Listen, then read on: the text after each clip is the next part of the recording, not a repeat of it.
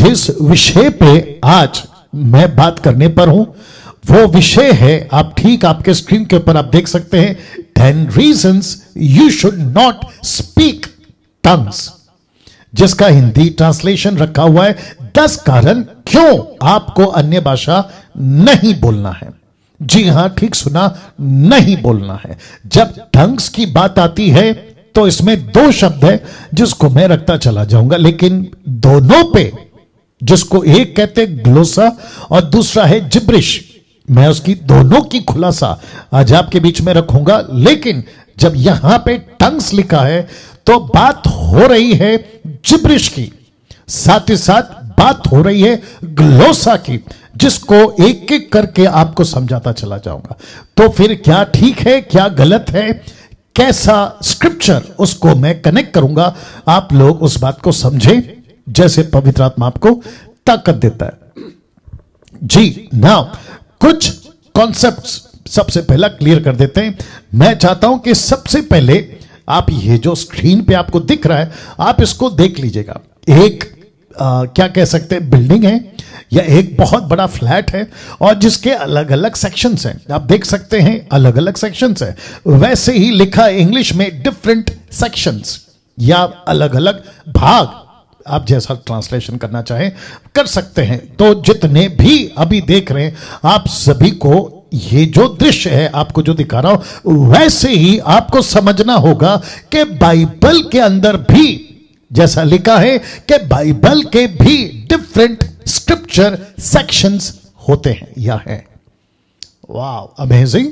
जी हां, अब आप पूछोगे पास्टर डैनियल ये कैसे हो सकता है या ये क्या है? तो सबसे पहले प्रेम का सेक्शन, इसका मतलब क्या है? जिस पवित्र शास्त्र को आप और मैं पढ़ते हैं, जिस बाइबल को आप और मैं पढ़ते हैं, परमेश्वर का वचन जिसको कहकर पढ़ते हैं, तो पढ़ते पढ़ते आपको एक सेक्शन टोटल बाइबल के अंदर ऐसा मिलेगा कि प्रभु प्यार करता है, प्रभु प्यार करता है, प्रभु प्यार करता है। और यह 1,00,000% सच है।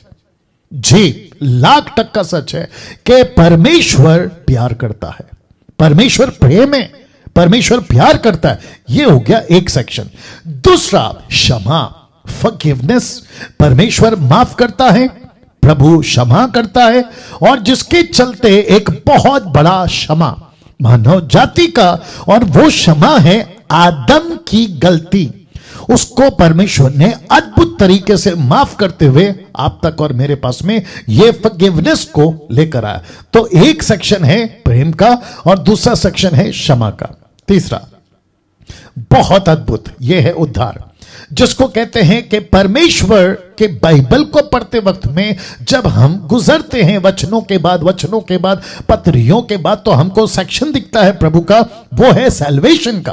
कि प्रभु कहता है कि मानव जाति का, हिंदू, मुस्लिम, सिख, ईसाई, बुद्धिस्ट, पारसी, यहूदी, आदिवासी, जो भी अमीर गरीब जो भी व्यक्ति है उसका उद्धार।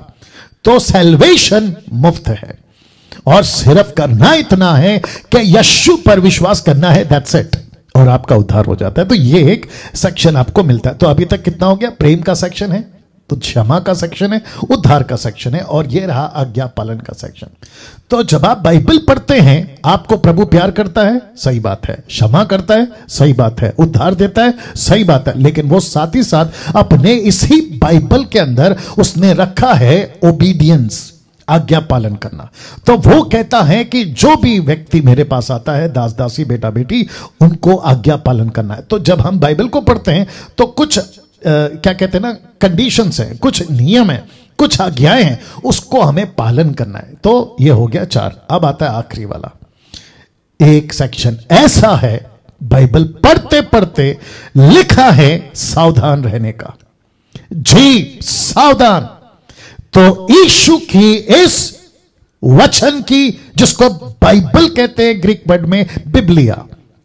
जी दोस्तों, तो ये टोटल मैं 7, 5, 10, 12 भी कर सकता था, लेकिन मैंने टोटल 5 रखा है। तो स्क्रिप्चर के भी सेक्शंस हैं बाइबल को पढ़ते वक्त में। प्रेम का सेक्शन, क्षमा का सेक्शन, उद्धार का सेक्शन, आज्ञा पालन का सेक्शन, और आखिरी में आता है सावधान, अलर्ट, चौकन्ना, जागते रहो, खबरदार। ऐसी वाली वचन आपको बाइबल के अंदर यह सेक्शन मिल जाएगा। तो इसका मतलब क्या है? बहुत डिफरेंट तरीके से बात कर रहा हूं, इसको लीजिएगा, इसको रिसीव कीजिएगा। सब लोग नहीं बोलते ये बातें।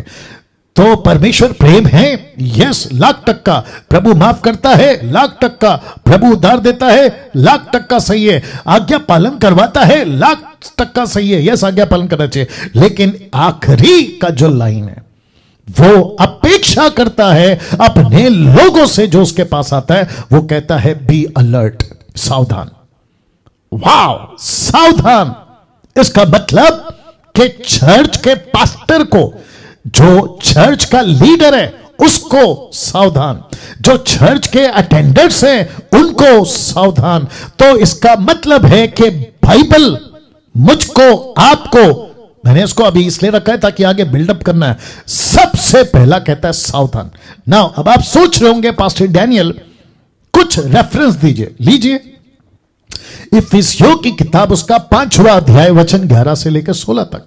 तो लिखा है, मैंने लास्ट का वचन 16 में रखा है, लिखा है अंधकार के निष्फल कामों में सहभागी ना हो।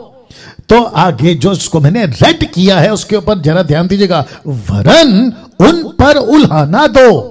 मतलब आपको अंधकार के कामों को क्या करना है, उसको तो आपको बचना है, लेकिन सेम टाइम आपको कहना ये गलत है, ये गलत है, ये गलत है, ये गलत है। तो लिखा है उन पर उल्हाना दो। दूसरे ट्रांसलेशन को जब मैं स्टडी कर रहा था तो लिखा है कि उनको एक्सपोज करो, उनको प्रकट करो, उनको सबको खबरदार करो, ऐसा ट्रांसलेशन है। फिर नीचे क्या लिखता है जरा देखिएगा, लिखा है क्योंकि उनके गुप्त कामों की चर्चा भी लज्जा की बात है। मतलब जो पब्लिक होता है वो तो होता ही है गड़बड़, लेकिन जो गुप्त कामें हैं वो भी लज्जा की बात है। फिर लिखता है तीसरा लाइन पर, जितने कामों पर उलाना दिया जाता है वे सब ज्योति से प्रकट होते हैं। तो इसका मतलब है कि अगर मुझ जैसे 10% डैनियल राज अगर ये प्रचार करता है कि अंधकार के काम गलत है, तो प्रभु का वचन कहता है पौलुस के द्वारा कि उलाना देने वाला ज्योति से प्रकट होता है। वाह, इसका मतलब है कि मैं अभी जो बातें कर रहा हूं वो ज्योति की बातें हैं, क्योंकि अंधकार के कामों को मैं एक्सपोज कर रहा हूं। Can you believe this? जरा ध्यान से पढ़ना होगा बातों को, और आपको भी समझना होगा कि इस वक्त परमेश्वर मुझसे और आपसे क्या बात कर रहा है ना। कुछ चौथी लाइन को मैं पढ़ देता हूं आपको, फिर मैं कॉन्सेप्ट समझा देता हूं, मेरे साथ में बने रहना। लिखा है, बहुत ध्यान से दीजिएगा, क्योंकि जो सब कुछ को प्रकट करता है वह ज्योति है, इस कारण वह कहता है कि हे सोने वाले जाग। फिर कहता है मुर्दों में से जी उठ, तो मसीह की ज्योति तुझ पर चमकेगी। किसको कह रहा है? ये कौन सी ज्योति है?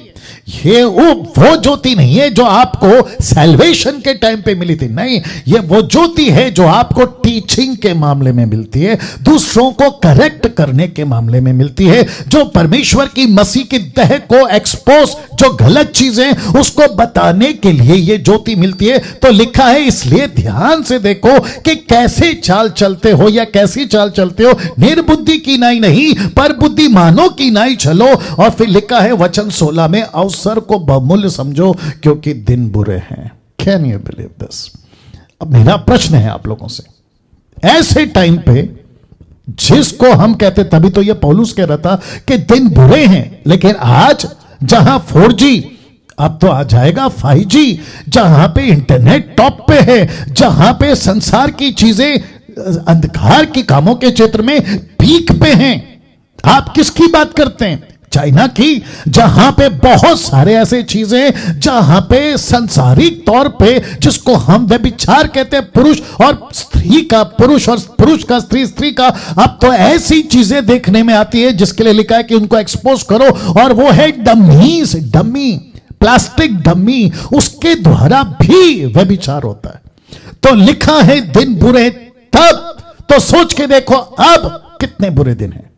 तो लिखा है, बीच में मैं किसी का वीडियो देख रहा था, खैर वैसे तो मैं नाम नहीं बताता हूं, पिक्चर के गाने पे किसी ने ये किया था, अपने बॉम्बे का सिंगर है वो, उसने पिक्चर के गाने पे यीशु का ये बनाया था गाना। तो आपस में बात कर रहे थे, तो एक व्यक्ति बड़ा गुस्सा आया, खैर नाम तो नहीं लूंगा, वो कहता है कि ऐसे भी हो सकता है कुछ चीजें परमेश्वर ऐसे भी करता है। तो फिर पौलुस का ये स्टेटमेंट का क्या करे? लिखा है, अंधकार के निष्फल कामों के सहभागी ना हो, वरन उन पर उलाना दे। उनको एक्सपोज करो, उनको बताओ, चर्च के लोगों को बताओ क्या सही है क्या गलत है। तो लिखा है कि कैसी चाल चलते हो ध्यान दो।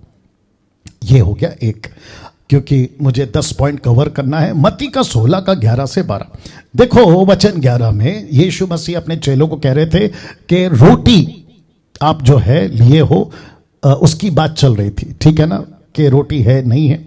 ऐसे बात करते करते कहते हैं कि भला कैसे ये तुम्हारी समझ से परे है कि यहां मैंने भोजन का वर्णन नहीं किया।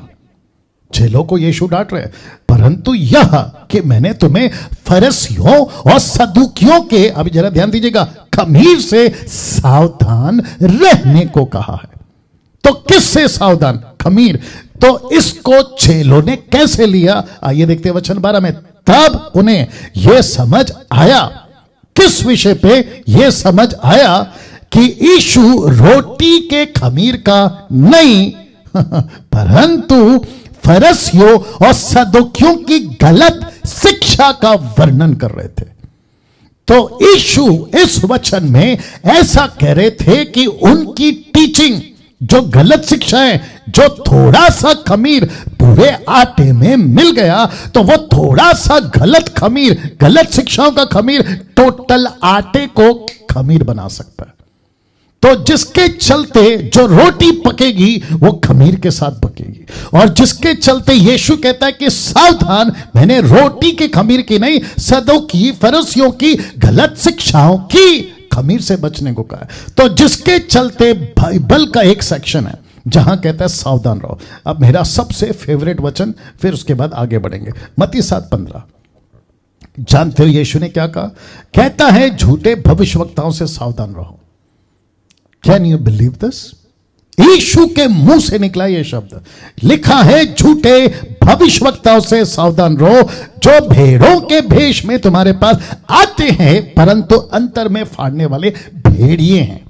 तो इसका मतलब यह हुआ, वाइस चेक कर लेना, इसका मतलब यह हुआ कि यीशु कहता है कि मुंबई के चर्च में, पूना के चर्च में, नागपुर के चर्च में, पंजाब के चर्च में, अफ्रीका, अमेरिका, दुनिया का जितना भी कलीसिया है, यीशु कहता है कि सावधान, ऐसे कुछ प्रॉफिट्स, ऐसे कुछ अपोस्टल्स, ऐसे कुछ सेवक आपके बीच में आएंगे जो गलत शिक्षाओं का खमीर लेकर कलीसियाओं में घूमेंगे और वो पूरे खमीर को, माफ करें, पूरे आटा को खमीर से भर देंगे, गलत शिक्षा। अब मुझे बताइए, क्या बाइबल पढ़ते वक्त में मुझे आपको इन बातों का ध्यान नहीं रखना है? हम अभी तक किस पे फोकस कर रहे थे? मेरी बीच में किसी से बात हो रही थी, कहते हैं कि प्रभु प्यार सिखाता है तो प्यार बांटो, ऑफ कोर्स वो एक सेक्शन है। प्रभु क्षमा करता है तो क्षमा का बात करो, ऑफ कोर्स वो एक सेक्शन है। प्रभु उद्धार देता है, ऑफ कोर्स वो एक सेक्शन है। प्रभु कहता है आज्ञा पालन करो, ऑफ कोर्स वो एक सेक्शन है। लेकिन साथ ही साथ यही यीशु कहता है सावधान। देख लीजिए, यही यीशु है जो कहता है सावधान। तो इसका मतलब क्या है? इसका मतलब यह हुआ कि हम सबको सावधान करना है। लेकिन इसको देखिएगा, सावधान कराने में, शब्द को पढ़िएगा ठीक से, सावधान कराने में हम मसीह समाज बहुत पीछे चल रहे हैं, बहुत पीछे चल रहे हैं। और आप जानना चाहते हैं उसका परिणाम क्या हो गया है? देखना चाहोगे? उसका परिणाम हो गया ये, जी हां, लिखा है बहुत से false doctrine has become concrete. False doctrine has become concrete मतलब बहुत सारी गलत शिक्षाएं आज कंक्रीट बन गई है। कंक्रीट समझते हैं? जी हां। तो अगर उन दिनों में जब इसकी, आप एक तरफ देख लीजिएगा जहां पे लेप बन रहा है, मतलब कंक्रीट रेडी हो रहा है, अगर उसी वक्त में शेप दे दिया होता या उसी वक्त में रोक दिया होता तो आज बहुत सारी डॉक्ट्रिन्स जो है ना वो कंक्रीट नहीं बनती। तो ऐसी बहुत सारे कंक्रीट डॉक्ट्रिन्स में लिखा है, और कई ऐसे डॉक्ट्रिन में से एक जिब्रिश है, जिब्रिश, जिसको मैंने कहा है टंग्स। तो इस टीचिंग को आपके बीच में अभी मैं शुरू करने जा रहा हूं, ठीक है? तो आपको ग्लोसा और जिब्रिश का अंतर समझना होगा। और ये कैसे होगा? जैसे जैसे मैं एक एक पॉइंट आपको बताता चला जाऊंगा, आपको समझ आ जाएगा कि आप क्या बोल रहे थे, या आप क्या बोल रहे हैं, या आप क्या बोलने वाले हो। ठीक है ना? तो मैंने लिखा है क्या बोल रहे थे। एक एक पॉइंट पे जैसे क्लियर होगा, आपको खुद ही समझ आ जाएगा कि ओ, ये ग्लोसा था लेकिन मैंने उसको जिब्रिश बना दिया। तो जिसके चलते ग्लोसा को ग्लोसा तक रखो और जिब्रिश को जिब्रिश तक रखो, और कितना लेना है उसको समझो और क्या नहीं लेना है उसको भी समझो। तो अब यहां से मेरी जो स्टडी है वो स्टार्ट हो रही है। सबसे पहला जो कि लिखा है 10 reasons you should not speak tongues, 10 कारण आपको अन्य भाषा क्यों नहीं बोलना है। उसमें सबसे पहला, यह दान प्लूरल यानी कि बहुवचन का दान है। आपने कभी सोचा कि जिसको आप जिब्रिश कहते टंग्स, ये कभी भी एक वचन नहीं था, यह बहुवचन था। तो इस एंगल से आपके बीच में आज बात करूंगा। तो सबसे पहला मेरी रिक्वेस्ट है, जो मुझे पसंद नहीं करते मैं उनको रिक्वेस्ट कर रहा हूं। आप शायद पास्टर हो सकते हैं, ये वीडियो आपके पास पहुंची होगी अभी और आप लोग देख रहे होंगे या तो लाइव या तो आप अपलोडेड वीडियो। आप लोग जब देख रहे होंगे तो आपको ये पॉइंट मिला होगा सबसे पहले, और आपके दिमाग में चल रहा होगा कि ओके, पास्टर डैनियल ने अभी कहा कि ये प्लूरल है, तो मैं उसको समझना चाहता हूं। तो मैं रिक्वेस्ट करता हूं, समझो आपका दिक्कत क्या है पता है। सबसे पहला, नाराज नहीं होना, सेवकों से बात करो जो मुझे पसंद नहीं करते। आपका दिक्कत क्या है पता है? आपके अंदर ईगो है। ईगो समझते हैं? अरे मेरे को ऐसे कैसे कोई भी आके मेरा डॉक्ट्रिन चेंज कर सकता है। अभी बताया था ना, जो कंक्रीट बन गया 200 साल से, Azusa street, William Seymour, Los Angeles, याद आ गया होगा आपको। ये तो कंक्रीट बन गया। अब आपके अंदर ईगो है, मैं नहीं चेंज होऊंगा, मेरे को कैसे डैनियल राज चेंज कर सकता है, और मैं कैसे झुकूं।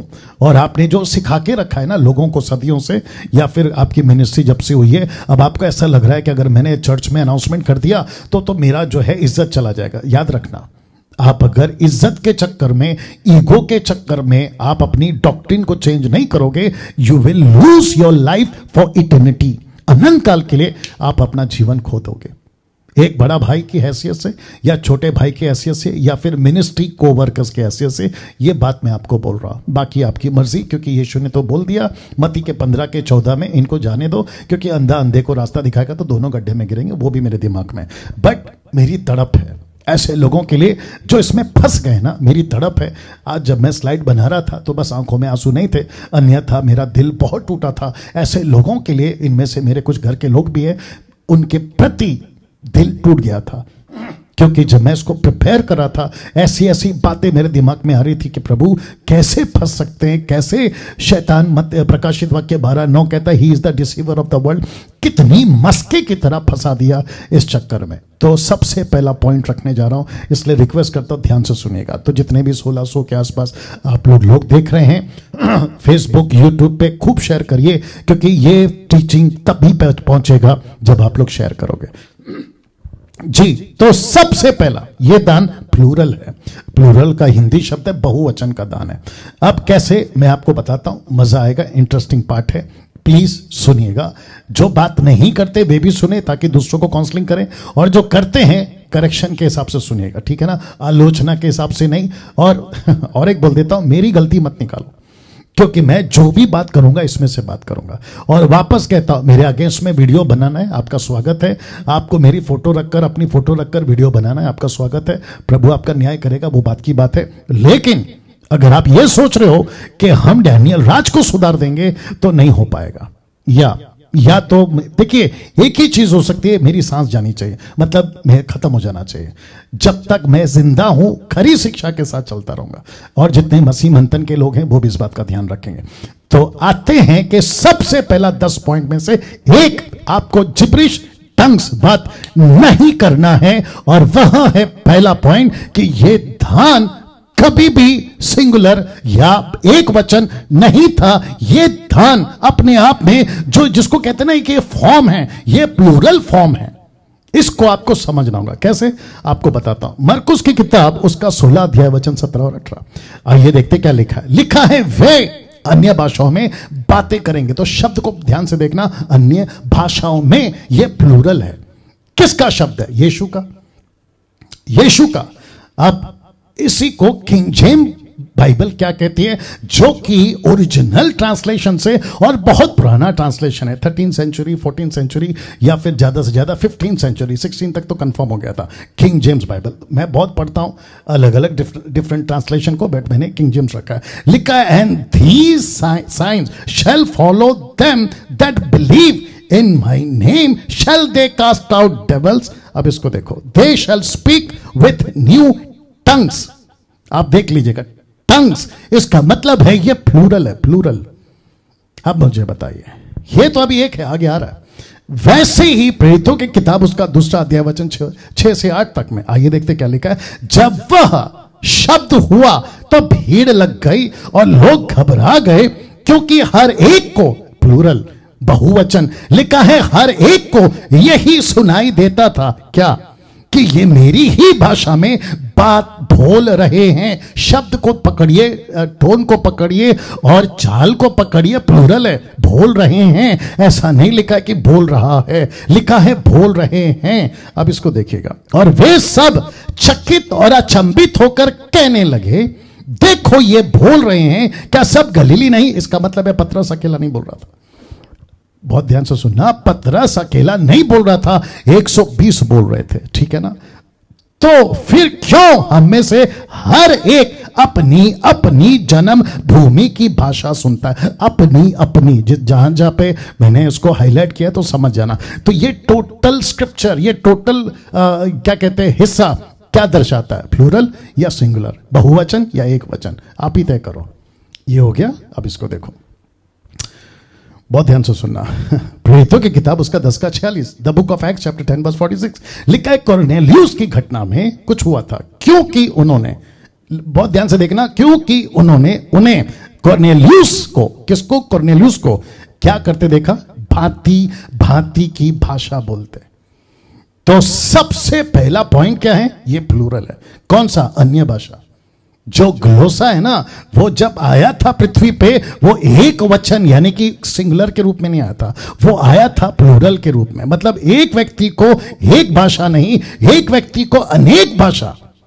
मैं आगे रखूंगा, इसको देखिएगा। और परमेश्वर की बड़ाई करते सुना, तो वहां जितने भी थे सबको यही सुनाई दे रहा था। लिखा है भांति भांति की भाषा, not one language but different languages.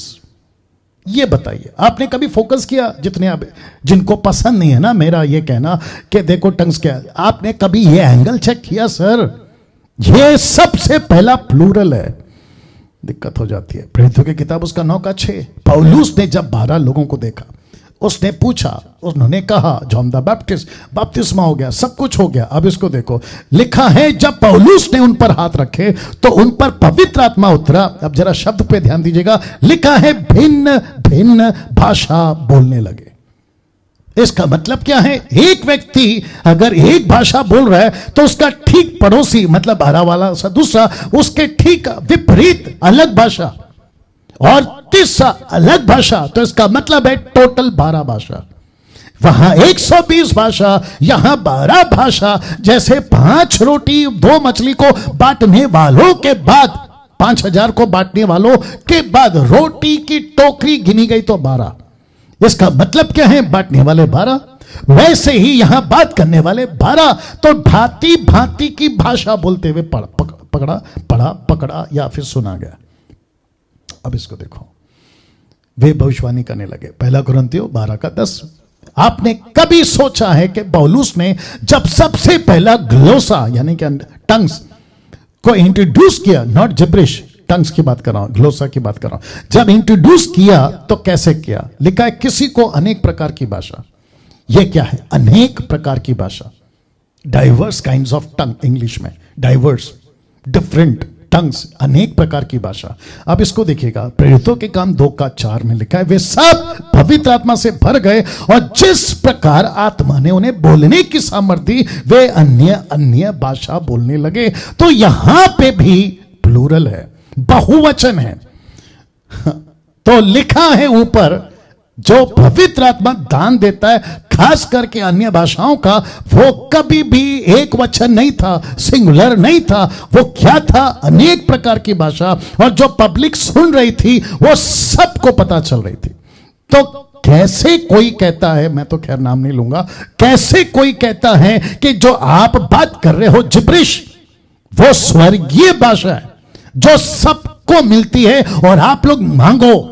तो मेरा प्रश्न है कि जब ऐसा कोई एक भाषा है ही नहीं, परमेश्वर एक है ना, यीशु एक है ना, पवित्र आत्मा एक है ना, विश्वास सैल्वेशन एक है ना, आप और हमारा रिश्ता एक है ना, तो कैसे कह सकते हैं आप लोग के ऊपर एक भाषा है?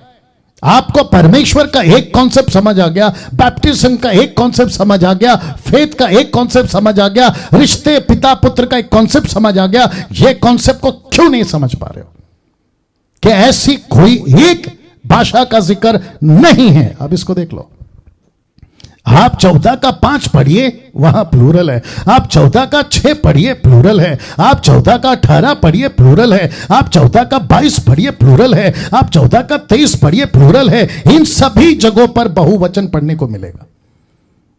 अब देखिए इसको, क्योंकि मैं 10 पॉइंट कवर करना है, इसलिए ध्यान रखूंगा वक्त का। एक व्यक्ति को एक से ज्यादा भाषाओं में बोलने का दान मिल सकता है, और जो कि संभव है, मैं भी रखूंगा आगे।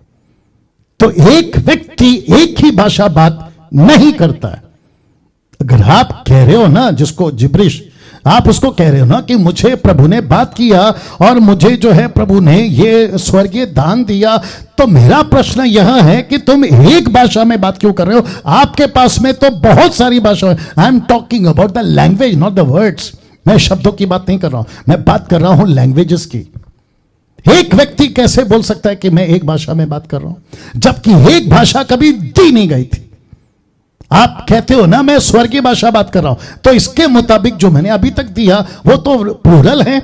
आप एक भाषा कैसे बात कर रहे हो? आपको तो कम से कम 12 वहां, 120 यहां, अभी मैं रखूंगा। पौलुस ने तो 10,000। मेरे को प्लीज बताइए, तो इसका मतलब है जी, उसको फ्लाइट मोड पे डाल दो जी। इट्स ओके, इट्स ओके, या वंडरफुल जीसस। उसको इस पे डालो, इस पे क्या बोलते हैं, साइलेंट पे डालो।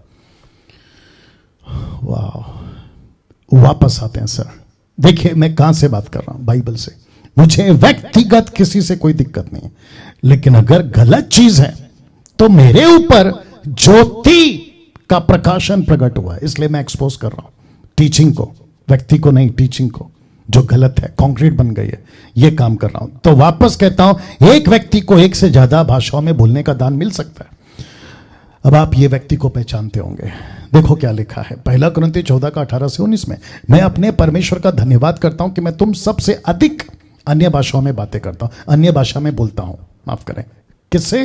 तुम सबसे अधिक, अधिक समझते हैं आप, सबसे ज्यादा भाषाओं में बातें करता हूं। तो इसका मतलब है कि 10,000 शब्द, तो 10,000 शब्द, इसका मतलब है कि शब्द कब बनते हैं? जब आपके पास में लैंग्वेज होता है, लैंग्वेज से ही शब्द बनता है। तो उत्पत्ति 11 का 1 में क्या लिखा है? एक ही भाषा थी और एक ही बोली थी, 1 लैंग्वेज एंड 1 स्पीच। मैं हमेशा कहता हूं कि मराठी में टमाटा, हिंदी में टमाटर, इंग्लिश में टमाटो, एक ही टमाटर, एक ही फल, या जो भी आप बोलो उसको, लेकिन 3 शब्द क्यों? क्योंकि 3 भाषा है। वैसे ही ये पौलुस कहता है, मैं अपने परमेश्वर का धन्यवाद करता हूं कि मैं तुमसे अधिक, तुम सबसे अधिक अन्य भाषा, अन्य भाषा में बोलता हूं। यह भी प्लूरल है। तो वापस कहता हूं, क्या कभी कहीं पे पढ़ने में आता है कि अन्य भाषा का जो दान है, ग्लोसा, वो सिंगुलर है? डंके की चोट पे बोलता हूं, नहीं, वो कभी सिंगुलर नहीं था। अब इसको देखिए, अन्य भाषा का दान कभी भी, ध्यान दीजिएगा, सिंगुलर नहीं था, नहीं था। और दूसरा, अभी कुछ लोग कॉन्सेप्ट निकाले हैं, कहां से निकाले मालूम नहीं, लेकिन बाइबल से नहीं। और मैं सीधी लाइन में कहता हूं कि जो चीज बाइबल के अंदर नहीं है, आप उसको मूर्खता की तरह स्वीकार कैसे कर सकते हो यार? वो चाहे अफ्रीका का से आए, अमेरिका से आए, या आपका फेवरेट पापा से आए, या कोई फेवरेट प्रीचर से आए, आप कैसे स्वीकार कर सकते हो? वो कॉन्सेप्ट क्या है पता है? कहते हैं कि नोन एंड अननोन। एक ऐसा कॉन्सेप्ट आया इन लोगों का, एक है नोन और दूसरा है अननोन का कॉन्सेप्ट है ही नहीं बाइबल के अंदर, नहीं है। तो इसका मतलब क्या है? कुछ लोग अभी कहते भी होंगे अपने आप देखते देखते, अरे आपने तो केवल वन तरफा का स्टडी किया है, आपने तो नोन का स्टडी किया है, आपने अननोन का तो स्टडी नहीं किया। तो मैं डंके की चोट पे आप लोगों को पूछ रहा हूं, मुझे प्लीज कोई निकाल के बताए कि where is that scripture which speak about unknown tongue? कहां लिखा है? इसका मतलब क्या है पता है? अननोन वर्ड यूज हुआ है 1 कुरिन्थियों 14:2 में। तो इसका मतलब क्या है कि व्यक्ति नहीं जानता।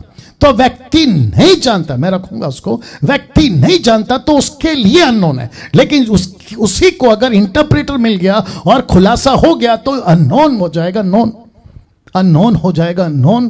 कहां पर है कॉन्सेप्ट अननोन का? प्लीज बताइए। नहीं है। तो सबसे पहले कॉन्सेप्ट कौन सा है?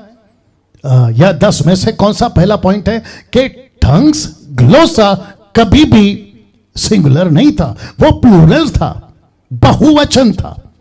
तो फिर प्रश्न उठता है, इन सभी को सुनने के बाद में आप चेक करो आप क्या बोल रहे थे, ग्लोसा या जिब्रिश। अगर आप ग्लोसा की बात करते हैं तो वो तो प्लूरल है, जिब्रिश की बात करते हैं वो भी प्लूरल होना चाहिए आपके हिसाब से, मेरे हिसाब से तो नहीं। लेकिन वो एक कैसे हो गया? एक व्यक्ति एक ही भाषा में कैसे बात कर रहा है? एक व्यक्ति को अनीता, सुनीता, कविता, राकेश, मुकेश, दिनेश, आप लोग जो भी हैं, कहीं से भी हैं, आप एक ही भाषा में क्यों बात कर रहे हो? आप कहते हो ना कि जिब्रिश जो है वो प्रभु की ओर से, ठीक है आपके हिसाब से, मेरे हिसाब से तो नहीं, ठीक है, बट एक ही भाषा में क्यों बात कर रहे हो? आपको कम से कम 10,000 लैंग्वेजेस में बात करना पड़ेगा, क्योंकि 120 वहां बात किया, 12 यहां बात किया, तो आपकी जो है ना बहुत सारी लैंग्वेज होनी चाहिए। साथ ही साथ जैसे जैसे आगे बढ़ेंगे तो आपको यह भी बताएगा, क्योंकि दूसरा पॉइंट इससे कनेक्टेड है और मजेदार है, ध्यान से सुनना। तो सबसे पहली चीज, आप स्ट्रगल कर रहे हैं एक को पकड़ने के लिए। आपको जो सिखाते हैं ना कि ये रिपीट करो, वो भी पॉइंट है वैसे, उसको सीखने में आपका तो हालत खराब हो जाता है। फिर आप इतनी सारी भाषा में क्यों बात करोगे और कहां से बात करोगे जब ये कॉन्सेप्ट है ही नहीं वन लैंग्वेज का? ये तो प्लूरल है।